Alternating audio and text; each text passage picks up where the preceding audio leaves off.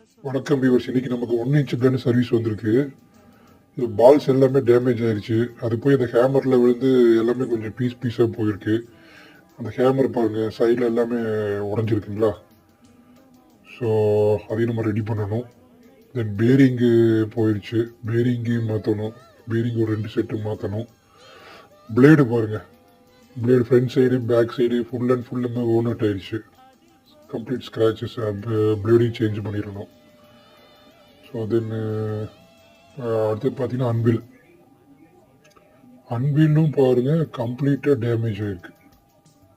ஒன்று வெல்ட் அடித்து ரெடி பண்ணலாம், இல்லைன்னா கம்ப்ளீட்டாக புதுசு தான் போடணும்.